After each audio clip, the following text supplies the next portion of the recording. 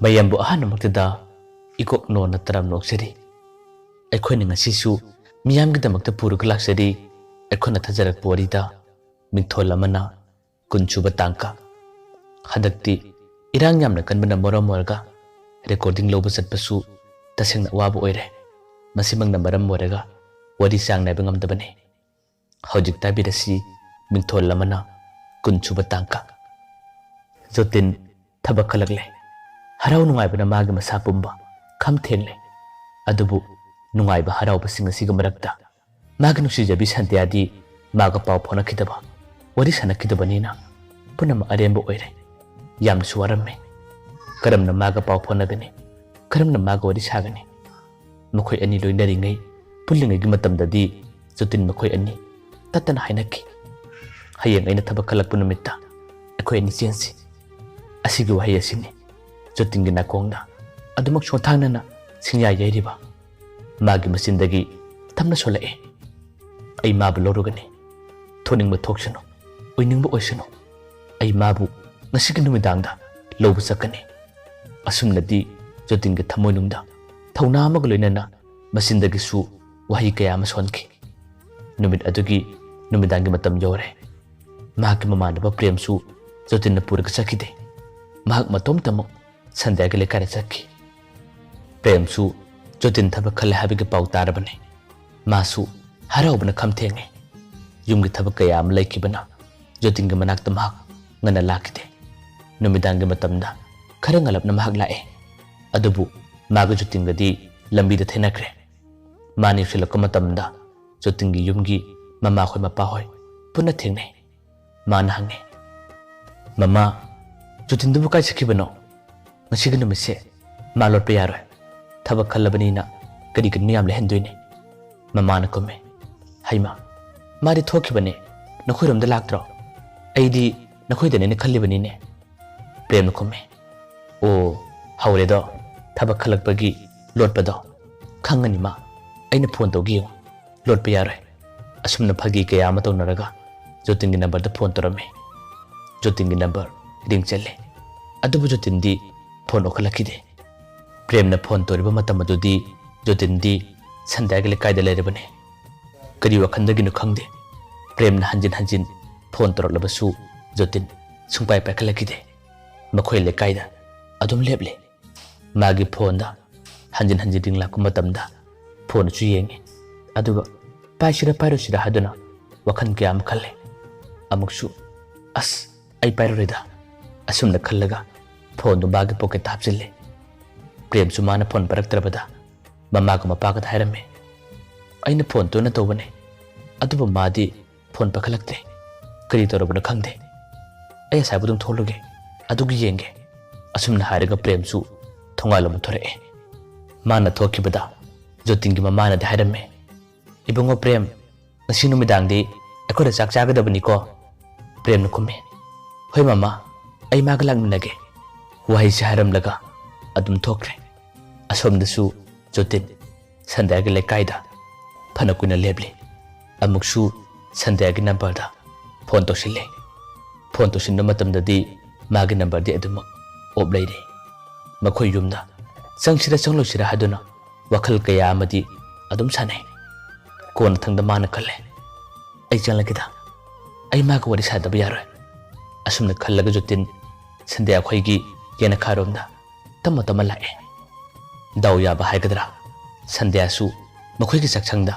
sak thongle jotinna asum lakpadana sandya khoigi saksangi thongnaw maya yore thongnaw gi ahobi macha amadagi lona yenge kana leibana haduna sandya na cha thonaga leibado jotinna uramme magi matawodu uba matamna kawba ngangbadi ngamdana jotingi mamittagi tamna mapisu adum tarae magi matawodubu nuksini yenge wa phanamna dhaininge mabu koninge adubu magi mataw tama yengba natana wadi amata phawba mahak haiba ngalamde phana kuina minute ani homgi sang adum yenge sandya su sak thongna atopa thaba kaya amasu adum lusille jotinna amuksu mabu korasira haduna khalle adubu kuba ngamde mamang thaka thokiba nungai khidaba ningam khidaba wari kaya do adum ningsingi kaururaga mabu ngalakadra cherekadra haduna pakhatsaba singnajaba kaya ama adum phaure adabu mabu loga laklibane karamna wari sadaba mabu kaudaba yagane khunjal khara pharap tawna jutina sandyabu thunawdagi kauge haduna tharang tarame adabu mana kauge toringai sandyaga mamasu hekchalakpana hanbadagi jutin kaukidre makoi anigi wari sabado tumina tarame mamana harame ibema kari maten thonglibano masan nupi na makume ima hawayo na thongge tawbane mamana kume thongdubo oiradi thongurano lapu tharose aseyon iroluse aduga yerumsina nanaw nupagi phutpiyo saklo silamu ima su kuirakloi thangnabagi na domchado makhoi chaluge ngasai law harambane karigino khangde amukta hangluge asumna wa amane haramlika mamasu adum thoki sandya adum chak thongle mama thoki badagi jotinchu kauroroi ai hektamak chanlage habiga matagum makhoi gi sakchangi maning thonglomda tamna tamasale aduga wa amata gangdana sakchangi thongado hangdolaga sandya gi chak thongda phame sandya su asumna puchai khara semningai jotin chalakibado bab hodre usu ude jotin di hoje phawa wa amata gangdana sandya toriba thabuk sing adubu munna yengi wa hainingi nganingi ngangbadi karimata ngamde mahak mabil adudi adum mapi langli sandya su pase sing adu losilaga he ontorok matamdadi jotin bu uramme mahak khangboy pakhat boy khanglaw lawe adubu jotin urambadagi kari haigani wa mata haiba ngamde aduga amusu thajaba ngamde jotin asumna chalakani asumna bag marakta phangune habase sandya su thingba lakpa ngamdana jotin uba matamda mahak mamittagi mapi tarae thajaba ngamdraba lakani haba asa udraba nupa amana mag manakta phamlaga leba matamda harauba nungaiba kamningma punna pulle jotin da aduma kablaga munna yengi jotin su hoju phawba wa mata ngangdri sandya na hana tamna hare nang kaidoba laino nang sida kaidoba laino nang laklibase aibu wahanba aibu kabhanba lakliba natra hayo nang gari laklibano jotin na kome sandya ai nang buloba lakpane sandya nam hare madu oidaba wane hojikti matam hele nang chelo ima sanalabadi sodana manung nang bigani khudong thiba tagani chelo nang chelo haibane jotin na kome ai chelo ai ngasidi nang buloroge haduna sabjunga leplabane aina nangi numberda phone karak tawi adubu nang aibu kakthopa ngamduna phone phabu op thame sandya na kome ai gi thamoidi nungumna kallabane aidi punna ngamlabane aidi khwaidigi phattaba pine jotinam kome hayu nang aibu kawba ngamladra aina matam khrami mana khidaba wakhal soikibana aina nangi nafamda su haini hairo khangdaba wa kayam haikrmale aduga ngasidi nangna adugi khudong chabloraga ifamda glakthona bkhonabadi nagi thamoise yamna kanmalle karigino nangna igi thamoibu masak khangbidriba ai nang pudrabadi sungcha chatloi nakhoi imana ngangsano nakhoi imana lekai talaga aibu phone ga harbachu phone chano sandya na kome nang aduma tawgano yama thuna chalo nang jumna chala haibane aise akhoi imana atopa nupa amaga luhongnaba wari sakrabane walo sinakadabasu nomini da gairabane salo atopa mission okrabadi phajade nang sudin ngangbigani sutin kome ai sini nakhoi yumasida ai sigani aina nang pudrabadi ai sudin masigani nang matam kuina nusijarakpa nang matam kuina khajarakpagi mahira nang si khumliba nang si haiba waising adaba sandya na handakti khara sauna khume masi kanano henbano nang na aigi thamoibu maset tana tugaiki nang na hairakpa wahai kaya amana aigi imana su nang lana loki hojiti kari sare hojiti kari tholabano nang na oikiba nangi anaba singadudi imana khangde aina ngasi hingliba aina ngasi oiba phimase nungwani hilngmani khanbra ꯑꯩꯕꯨ ꯅꯨꯡꯉꯥꯏ ꯂꯩꯔꯝꯒꯅꯤ ꯈꯟꯕ꯭ꯔꯥ ꯍꯤꯡꯅꯤꯡꯗ ꯍꯤꯡꯂꯤꯕꯅꯤ ꯁꯤꯕꯒꯤ ꯃꯇꯝ ꯉꯥꯏꯔꯤꯕꯅꯤ ꯑꯩꯁꯨ ꯂꯨꯍꯣꯡꯂꯣꯏ ꯑꯩ ꯁꯣꯏꯗꯅ ꯁꯤꯒꯅꯤ ꯌꯦꯡꯉꯣ ꯑꯩ ꯃꯇꯝ ꯈꯔꯒꯤ ꯃꯇꯨꯡꯗ ꯁꯣꯏꯗꯅ ꯁꯤꯒꯅꯤ ꯖꯣꯇꯤꯟ ꯑꯃ ꯈꯨꯝꯃꯦ ꯅꯪ ꯑꯗꯨꯝꯅ ꯍꯥꯏꯒꯅꯨ ꯑꯩ ꯅꯪꯒ ꯍꯤꯡꯃꯤꯟꯅꯕ ꯄꯥꯝꯃꯦ ꯑꯗꯨꯒꯤ ꯄꯥꯎꯈꯨꯝ ꯑꯗꯨ ꯇꯥꯅꯕ ꯑꯩ ꯅꯪꯒꯤ ꯅꯥꯛꯇ ꯂꯥꯛꯄ ꯅꯠꯇꯦ ꯑꯩ ꯉꯁꯤꯗꯤ ꯅꯪꯉꯣꯟꯗ ꯅꯨꯡꯉꯥꯏꯕ ꯋꯥꯔꯤ ꯑꯃꯁꯨ ꯁꯥꯒꯦ ꯍꯥꯏꯗꯨꯅ ꯂꯥꯛꯄꯅꯦ ꯑꯗꯨꯕꯨ ꯅꯪꯒꯤ ꯅꯇꯧ ꯑꯁꯤ ꯎꯕ ꯃꯇꯝꯗ ꯑꯩ ꯋꯥ ꯑꯃꯠꯇ ꯍꯥꯏꯕ ꯉꯝꯗ꯭ꯔꯦ ꯁꯟꯙ꯭ꯌꯥ ꯅꯤꯡꯁꯤꯡꯕ꯭ꯔꯥ ꯌꯦꯡꯉꯨ ꯅꯣꯡꯃ ꯑꯩꯈꯣꯏ ꯑꯅꯤ ꯋꯥꯔꯤ ꯁꯥꯟꯅꯕ ꯃꯇꯝꯗ ꯑꯩꯅ ꯅꯪꯉꯣꯟꯗ ꯀꯔꯤ ꯍꯥꯏꯈꯤꯕ ꯑꯗꯨꯒ ꯅꯪꯅꯁꯨ ꯑꯩꯉꯣꯟꯗ ꯀꯔꯤ ꯈꯨꯝꯈꯤꯕ ꯁꯟꯙ꯭ꯌꯥ ꯋꯥꯍꯩꯗꯨ ꯇꯥꯕ ꯃꯇꯝꯗ ꯉꯥꯏꯍꯥꯛꯇꯪꯗꯤ ꯃꯍꯥꯛ ꯇꯨꯃꯤꯟꯅ ꯂꯩꯔꯝꯃꯦ ꯖꯣꯇꯤꯟꯅ ꯃꯇꯝꯅ ꯈꯨꯝꯂꯛꯑꯦ ꯁꯟꯙ꯭ꯌꯥ ꯑꯩꯒꯤ ꯊꯕꯛꯇ ꯍꯥꯏꯗꯣꯛꯂꯦ ꯑꯩ ꯊꯕꯛ ꯈꯜꯂꯦ ꯅꯪꯅꯁꯨ ꯍꯔꯥꯎ ꯍꯔꯥꯎ ꯌꯥꯈꯤꯕꯅꯦ ꯑꯩꯈꯣꯏ ꯑꯅꯤ ꯊꯕꯛ ꯈꯜꯂꯛꯄ ꯅꯨꯃꯤꯠꯇ ꯆꯦꯟꯁꯦ ꯍꯥꯏꯅꯈꯤ ꯂꯥꯛꯑꯣ ꯆꯠꯂꯁꯦ ꯅꯪ ꯑꯩꯉꯣꯟꯗ ꯋꯥꯍꯜꯂꯒꯅꯨ ꯋꯥ ꯌꯥꯝꯅ ꯉꯥꯡꯂꯒꯅꯨ ꯏꯃꯥ ꯂꯥꯛꯇ꯭ꯔꯤꯉꯩ ꯆꯠꯍꯧꯔꯁꯤ ꯅꯪ ꯑꯃꯨꯛꯇꯤ ꯌꯥꯕꯤꯌꯨ ꯀꯩꯗꯧꯔꯒꯦ ꯁꯟꯙ꯭ꯌꯥ ꯆꯠꯁꯤ ꯂꯥꯛꯑꯣ ꯑꯁꯨꯝꯅ ꯇꯣꯏꯅ ꯍꯥꯏꯗꯨꯅ ꯁꯟꯙ꯭ꯌꯥꯕꯨ ꯆꯠꯁꯤ ꯉꯥꯡꯂꯦ ꯁꯟꯙ꯭ꯌꯥꯗꯤ ꯐꯅꯌꯥꯝꯅ ꯍꯥꯏꯔꯕꯁꯨ ꯁꯨꯡꯌꯥ ꯌꯥꯈꯤꯗꯦ ꯆꯠꯄ ꯉꯝꯂꯣꯏ ꯍꯥꯏꯗꯨꯅ ꯑꯗꯨꯝ ꯂꯩꯔꯤ ꯃꯈꯣꯏ ꯑꯅꯤ ꯐꯅ ꯀꯨꯏꯅꯁꯨ ꯃꯔꯩ ꯌꯦꯠꯅꯩ ꯆꯠꯁꯤ ꯆꯠꯂꯣꯏ ꯇꯣꯏꯅ ꯍꯥꯏꯅꯔꯤꯉꯩ ꯇꯥꯂꯛ ꯑꯁꯤꯗ ꯁꯟꯙ꯭ꯌꯥꯒꯤ ꯃꯃꯥꯁꯨ ꯆꯪꯂꯛꯑꯦ ꯃꯥ ꯆꯪꯂꯛꯄꯒꯤ ꯃꯈꯣꯟ ꯇꯥꯕꯗꯒꯤ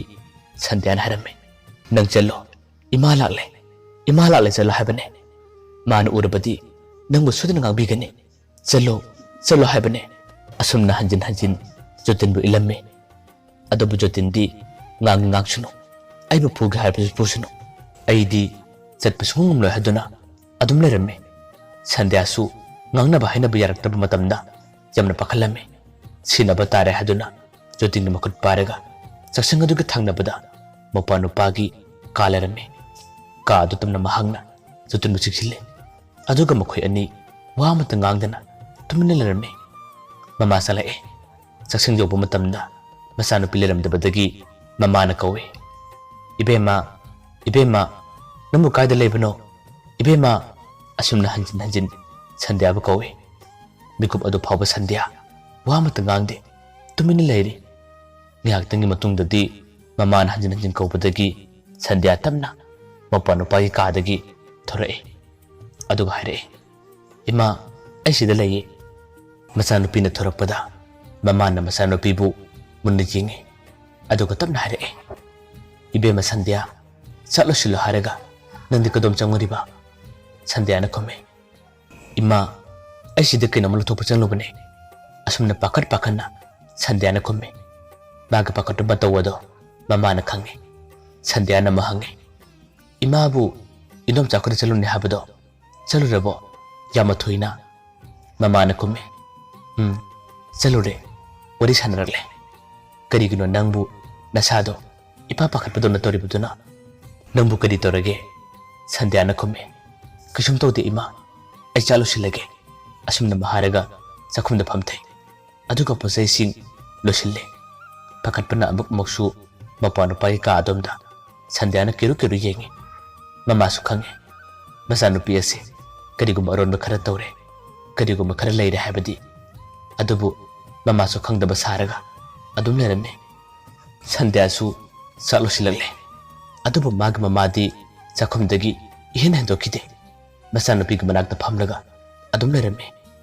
ꯁꯟꯙ꯭ꯌꯥꯗꯤ ꯑꯃꯨꯛꯇ ꯑꯣꯏꯕ ꯄꯥꯈꯠꯄꯅ ꯀꯩꯅꯣꯝꯃ ꯇꯧꯔꯦ ꯖꯣꯇꯤꯟ ꯂꯩꯔꯤꯕꯁꯦ ꯈꯪꯈꯤꯗ꯭ꯔꯥ ꯀꯔꯤꯒꯨꯝꯕ ꯈꯪꯕ ꯇꯥꯔꯒꯅ ꯃꯃꯥꯅ ꯀꯔꯤ ꯍꯥꯏꯔꯛꯀꯅꯤ ꯍꯥꯏꯕꯁꯤꯗꯅꯤ ꯁꯟꯙ꯭ꯌꯥꯅ ꯆꯥꯛ ꯊꯣꯡꯂꯕꯁꯨ ꯊꯣꯡꯐꯝ ꯈꯪꯗ꯭ꯔꯤꯕ ꯆꯥꯛ ꯊꯤꯔ ꯐꯥꯎꯕꯗ ꯃꯃꯥ ꯊꯣꯛꯇꯦ ꯆꯥꯛ ꯊꯤꯕ ꯍꯦꯛ ꯂꯣꯏꯁꯤꯜꯂꯛꯄꯗ ꯃꯃꯥꯅ ꯃꯆꯥꯅꯨꯄꯤꯕꯨ ꯃꯨꯟꯅ ꯌꯦꯡꯉꯤ ꯑꯗꯨꯒ ꯊꯥꯖꯗꯕ ꯃꯑꯣꯡ ꯑꯃꯗ ꯃꯃꯥꯅ ꯑꯁꯨꯝꯅ ꯍꯥꯏꯔꯛꯏ ꯏꯕꯦꯝꯃ ꯏꯃꯥꯁꯦ ꯌꯥꯝꯅ ꯐꯠꯇꯕ ꯑꯣꯏꯅ ꯎꯕ꯭ꯔꯥ ꯑꯩꯒꯤꯗꯤ ꯅꯪ ꯅꯇꯣꯝꯇꯅꯤ ꯍꯌꯦꯡ ꯅꯪꯅ ꯃꯤꯒꯤ ꯃꯌꯨꯝꯗ ꯂꯩꯕ ꯃꯇꯝꯗ ꯅꯪꯅ ꯅꯤꯡꯉꯝꯗ ꯅꯤꯡꯕ ꯀꯥꯏꯅ ꯂꯩꯕꯗꯣ ꯏꯃꯥꯅ ꯅꯨꯡꯉꯥꯏꯅꯤ ꯈꯟꯕ꯭ꯔꯥ ꯏꯃꯥꯅ ꯄꯥꯝꯒꯅꯤ ꯈꯟꯕ꯭ꯔꯥ ꯏꯃꯥꯁꯨ ꯄꯦꯟꯗꯕꯗꯒꯤ ꯅꯪꯉꯣꯟꯗ ꯉꯥꯡꯉꯤ ꯅꯪꯉꯣꯟꯗ ꯆꯩ ꯑꯗꯨꯕꯨ ꯅꯪꯒꯤ ꯊꯃꯣꯏꯗ ꯂꯩꯔꯤꯕ ꯑꯋꯥꯕ ꯅꯨꯡꯉꯥꯏꯇꯕꯁꯤꯡ ꯑꯗꯨꯗꯤ ꯏꯃꯥꯅ ꯈꯪꯗꯕ ꯅꯠꯇꯦ ꯆꯥꯛꯇꯨ ꯊꯤꯕ ꯂꯣꯏꯔꯣ ꯆꯠꯂꯣ ꯅꯧꯄꯥꯅꯨꯄꯥꯒꯤ ꯀꯥꯗ ꯅꯪ ꯆꯥꯔꯨꯔꯣ ꯋꯥꯍꯩꯗꯨ ꯍꯥꯏꯔꯛꯄ ꯃꯇꯝꯗ ꯁꯟꯙ꯭ꯌꯥꯗꯤ ngakpana kainoma tawre mamada muna yengi mamana amukasu hairake asiga zaphukam anise pusillo aduga yerum aputpadasu puna pusillo ai no panu pado kadai da lebani yeluge amukta korakke ngasidagi isagi awaba nungaitaba kutimak puna koklo imana mangon pirabane harau harau nungaina mamondokna adum leiba oira asumna haramlaga mamado tama tama thoki sande adi mamana haram liba toram singado pungangakle gakpana kainoma tawre mamadi jutilla ai habase khangkhrabane thangnaba madomcha khoida mahangna wari saba chakriba matamda madomcha aduna jutin banba amakha nasaiwa thongan miyada leramne habadagi mama adusu wari saramdana yumlamna lakpane yumlamda chalakku matamda jutin makhoi ani wari kaya ama sakiba amadi kaminakiba kaya ado mama aduna lumlaga lona yekibane masimangna maram oraga mama adusu ningamdaba kaya ama thorakpane mama thokriba matungda sandyana chakpukam ani paraga jutin manak tamna pusille jutin su lumlaga mamana hairamliba wasingado punna taribane sandya uba matamda jutin amakasu wamata ngamngamdana sandyagi maithong adubu nuksina yengi aduga sandyana su jutin bu yengi makhoi ani ngihaktan su kaminaki kona thangda sakado sandyana tamna jutin da ilamni makhoi ani nuksina harauna chak jaminai saksu yamna chakide sakhara sarabga tungda mamaga mapanda paga salaktingai makhoi ani hojikti yumado thadolaga